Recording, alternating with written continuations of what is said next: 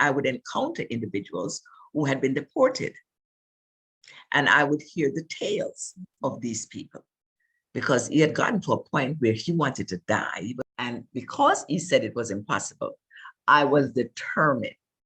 Wagwan people, welcome back to Yaadie Hands, the place where we jump together because we are Jamaicans united, making progress. Listen, uno did no say, little bud kiaseed far. And this Jamaican proverb is the perfect description for today's guest. She believes that a small effort can make a big difference. Her work is in the area of social development and reform. And for 2 decades, she has been helping a specific group of people to transition into becoming productive citizens of society. Drum roll for Carmeta Albarus. Welcome to Yaadie Hands, Carmeta. Congratulations on answering the call to share your story about how you and your organization have helped and are helping so many Jamaican families. Now, there is one question that every guest on this show must answer. That question is, what makes you a Yaadie? I embrace my culture and my ethnicity as a Jamaican woman. Although I have lived away from Jamaica for more years than I have lived in Jamaica, I consider myself Jamaican because my identity is rooted in Jamaica. And so if that is what defines a Yaadie, then I am a Yaadie. Okay, you're a Yaadie. Me too. All right, so audience, Carmeta represents an organization named FURI, that's F-U-R-I. Carmeta, please tell us what F-U-R-I stands for and what does FURI do? Well, FURI, Family Unification Resettlement Initiative, is an organization that I started a little over 20 years ago to address the issue of persons being deported to Jamaica with no social or family connection. And that made it very difficult for them to reintegrate in a positive way into the society, because I felt there was a need there that was not being addressed. Okay. Can you tell us 2 or 3 of the specific services that FURI offers?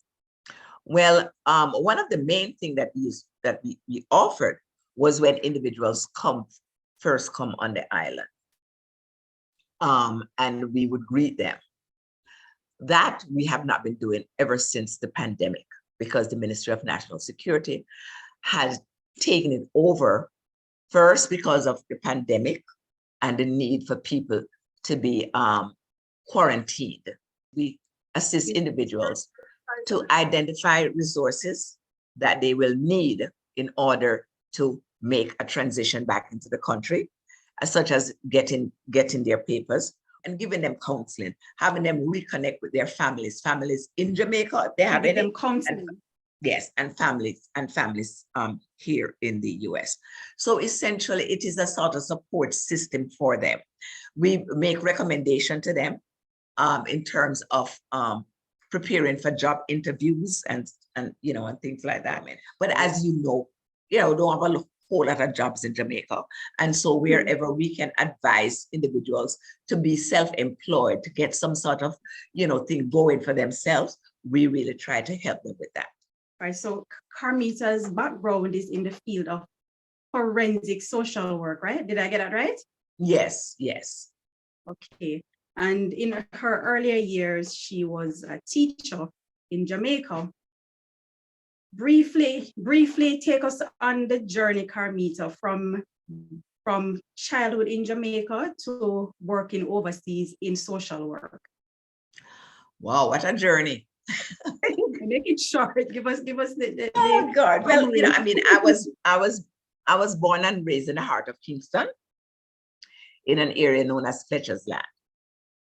Okay. And yes, I'm right in the heart of Kingston. Yeah. And I always aspired to be a teacher. And so real early, I applied to Teachers College, St. Joseph Teachers College. That's where I got my training. And I taught at Norman Garden School, and I taught at Holy Trinity School. I was a dance teacher in addition to being an English and history teacher. And then it really was my husband, my first husband, who desired to travel to the US because he was on scholarships for further training in the US. And that's why I came to the United States. And when I came here, I saw wherein there were opportunities that I did not have in Jamaica. I felt that I could really be doing a lot more for myself, for my child, because I had a daughter, if I stayed here. And so when the opportunity presented itself for us to stay here on a permanent basis, I decided to do that. I started in babysitting. I was a babysitter for 3 years. And from babysitting, I went on to do a diploma in paralegal studies, because I really wanted to do, as an entry into law, because I saw myself, in that direction. I'm not going to teach, because I saw where teachers really didn't have much power. It's not like schools in Jamaica where, the teacher, lays down the rules and the children follow. I didn't see that here in this country. Okay. And so I didn't think that I could adapt to the school environment in the US. And so I thought of other avenues. And while I was preparing myself, working as a babysitter allowed me to go to school and also to study. And then I, met this woman who had this this agency where she was working in social work, and where it intersect with law. And I said, something, I think this is what I want to do, because my teaching experience, my desire to work in the legal field, but my compassion for social change. And because I did a lot of that in Jamaica. I used to teach adult literacy classes and things like that. I was always that inclined. I was always doing things like that. And so I said, gosh, this would be a nice fit for me. So instead of going to law school, I decided to get my master's in social work, in clinical social work, specializing in forensic social work. So essentially, that's how it happened. 34 years ago. Okay. That's just a little younger than my age. So I've been around the block a long time. At what point along that journey was FURI born? Working within the system, okay. I came across a number of migrant, immigrant clients, most of them from Jamaica. And I realized that had it not been for the migration process, they would not have ended up in the criminal justice system. Okay. And what do I mean by that? I met, kids who really, in Jamaica, they were really good kids going to good schools and all of that. You never even imagine. But then they came here. And when they came here, there was a disconnect. There was a disconnect from the family, from a lot of times with the parents who brought them up, because parents would be working. So in coming to Jamaica and doing these investigations, then I would encounter individuals who had been deported. And I would hear the tales of these people, that they would come and they would land up at the airport, and they would know whether to go left or right, and then I said, it's like a light went off in my head. It's like, well, these are my clients. These are my clients who left, who came up, and did not get the kind of support system that they should get, because mom had 4 jobs and dad wasn't around, So they were being deported to Jamaica, but they were aliens to Jamaica. They were deported to Jamaica, but they had really no connection to Jamaica. You know what I'm saying? Not in any real sense. So from seeing that, I said, you know something, these are my clients. And I just felt I was obligated to do something about it. Okay. And that is why I decided to start this, this project, which I felt was an absolutely marvelous idea. I can remember going to Washington, D.C. to the then ambassador, Jamaican ambassador to the U.S. And I approached him with this absolutely wonderful idea. And he looked at me and he said, young lady, what you're trying to do is impossible. And because he said it was impossible, I was determined to put whatever it was that I could find in my own personal resources to show that it is not impossible. You say you've been defying the odds since that first. Yes, yes, obviously. Maybe this is just, maybe it's the ears in me, Okay. So compare FURI to when you just started. To where we are now. We didn't have any place when I started. We didn't even have a real home in Jamaica. We partnered with other entities, primarily the Salvation Army. And now we would do it originally. I would send money down to sponsor certain individuals. And most of the work was done up here. And so what we started because I realized that people going down and they have no idea what they're going into. And so what I did was I put together brochures, which I would send out to the prisons, send to the consulate, that they could distribute to these individuals. I would be going to these prisons and telling them, hey, listen, this is what you can do. This is how you can prepare yourself. So that's how it really started, And we have made inroads. We have helped a number of individuals. Could we be doing more? I wish we were doing more.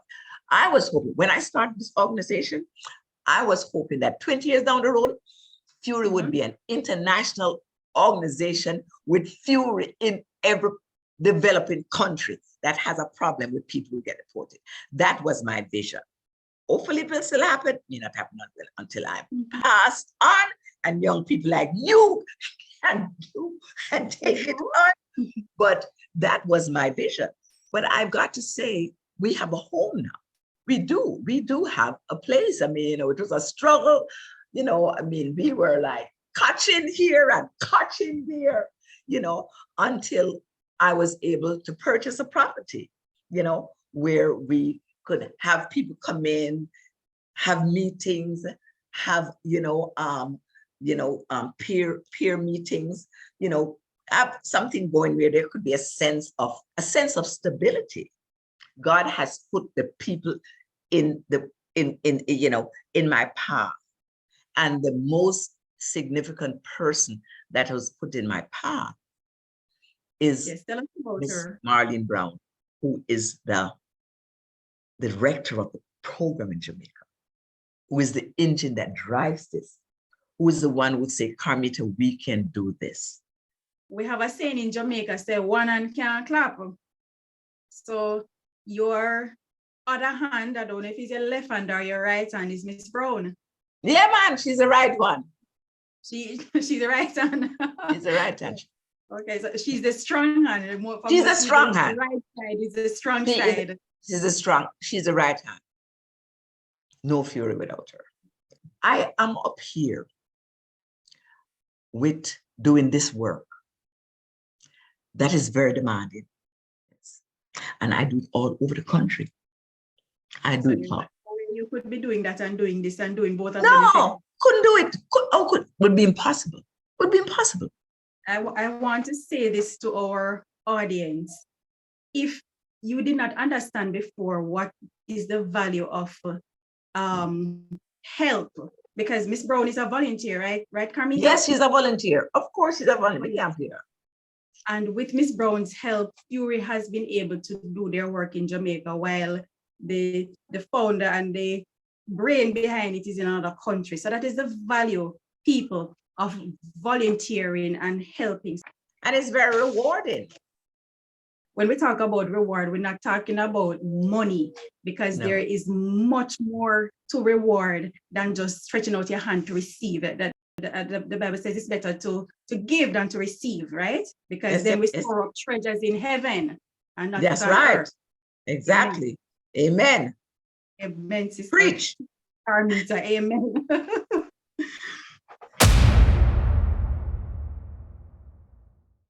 If you could be the governor or the prime minister of a country, what is one of the first laws that you would put in place? Something that you see missing, like you say, if this was in place, life would be so much better.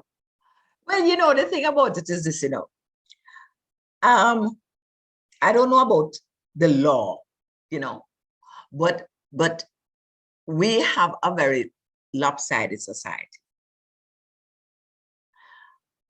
where there is much up top, yes, and very little below.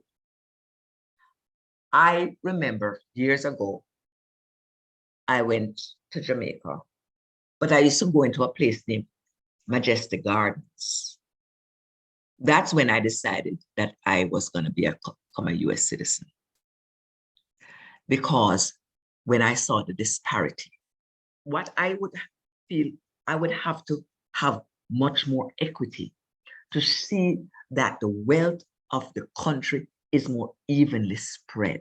Because we talk about the crime and so on, but the thing about it is this: when a person is hungry and they see some people have so much and they have so little, and this is God's earth for all of us, it's not fair. So that's something that resonates with me. Our conversation today is with Ms. Carmeta Albarus of FURI. If you're liking this story, please subscribe to the channel and be a Yaadie. Tell somebody else so you find something good where you think them should have tuned into and them should have watched it and they must support it. Yeah. Share the information with somebody else now. In your line of work as a forensic social worker, you would have met upon the good, the bad, the ugly, and the indifferent. And I'm not talking about people, I'm talking about people's circumstances. Yeah. For your years in that kind of work. Can you recount a story for us that really stood out in your mind that, you know, when you met upon this, you said, boy, I have to continue this work. I cannot stop now. It was a case some years ago where I met a young man. He was like 20, 21 years old at the time. And he was facing the death penalty. Horrible life, horrible child, horrible child. Mother on drugs, no father. At 13, 14 years old, he had to be the man of the house. He had to. And when I met him, he said to me, he said, where were you when I was 16?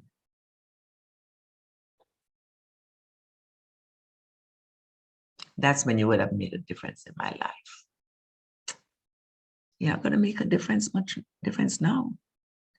Because if you do a good job, I'm still going to die in prison. It's just that it's going to take a while for me to die in prison. Mm-hmm. That's something that resonated with me. But you know something? Some 26 years later, I got a call from an attorney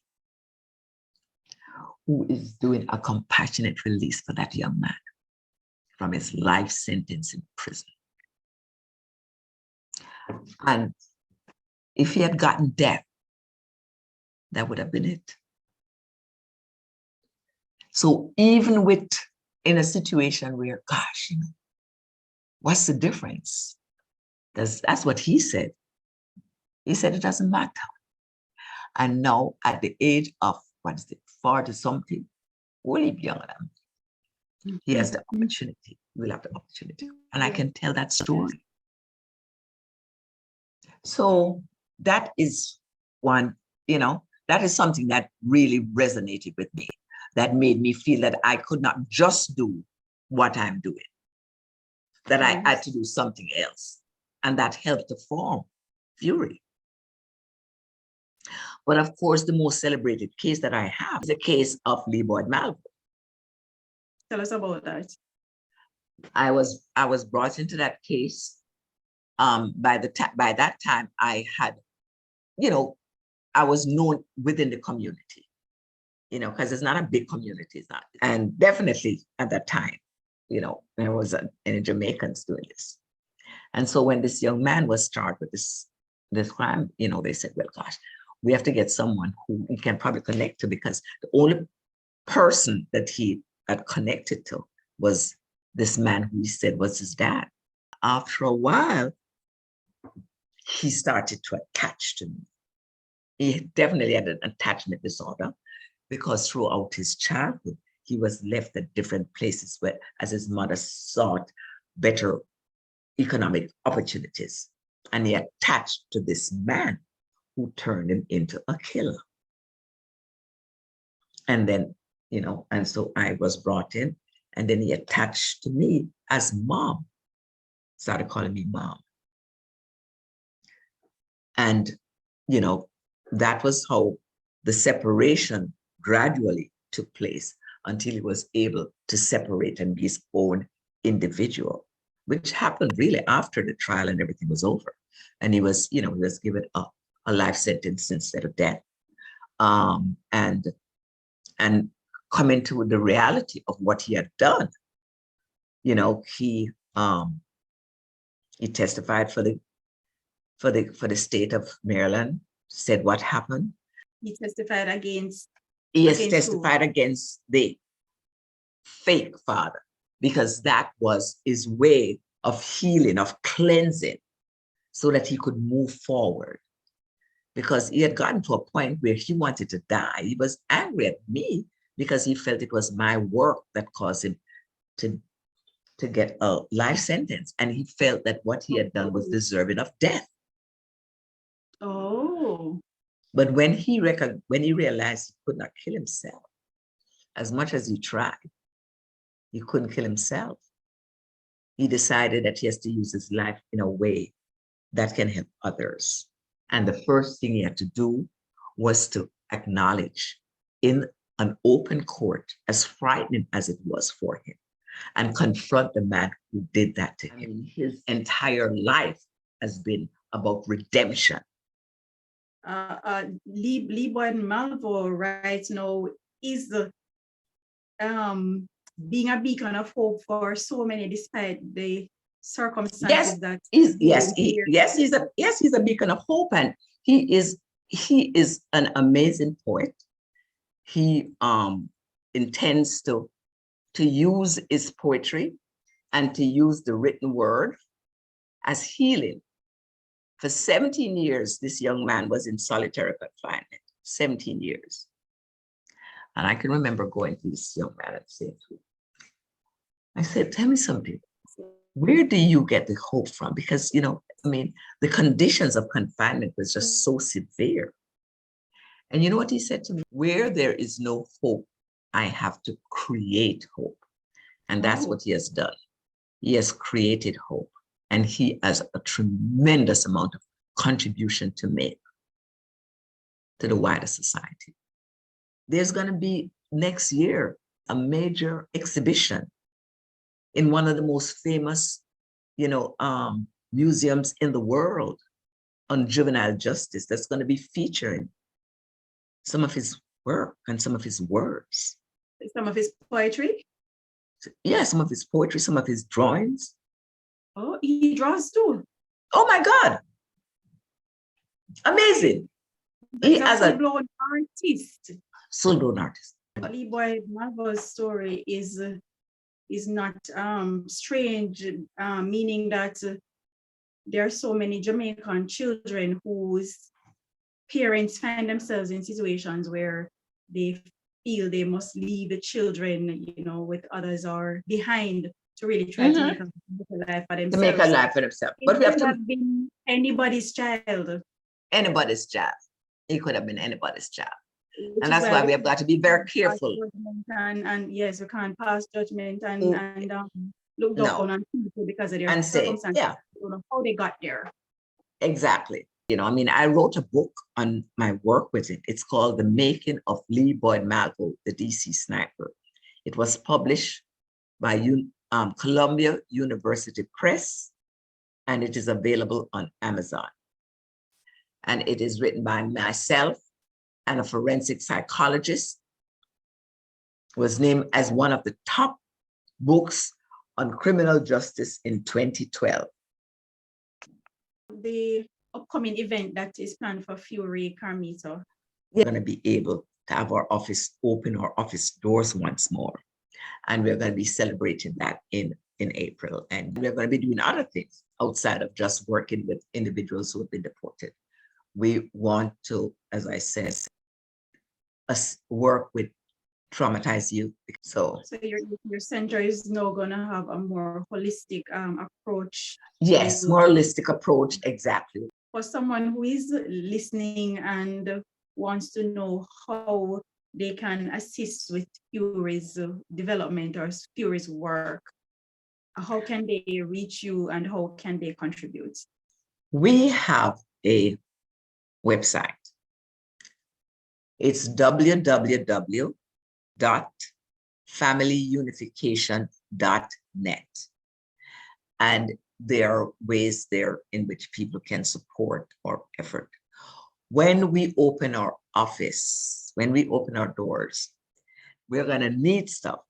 And if anybody in your listening audience that they have office furniture, not wood, that they, if they're changing out furniture and things like that, used furniture, we're going to need desks, we're going to need chairs and things like that. And of course, we will always need funds. Okay, and we will also post the contact details in the description for this video. Yes. So Carmeta, we want to applaud you and your team for the work that you have been doing, and by God's grace, you will continue to do it. By God's grace. And we pray that you will never become weary in doing good, and may the Lord continue to bless you and your team. Thank you so much. Listen to me. No make me hear nobody say, "Una never know about FURI, no." Because y'all heard it right here on Yaadie Hands. And we look forward to you coming to share your story too. We are encouraging you to support FURI's work and the grand reopening, which will be taking place on April 1. Stay tuned to Yaadie Hands for more information on this event as the time draws closer. And don't forget to support Yaadie Hands by liking the channel and subscribing to the channel and sharing the information with your friend and your family and everybody who you know. You ever hear your granny say, if your back monkey, him will fight tiger? If you don't know what that means, that is your homework. Sooner or later,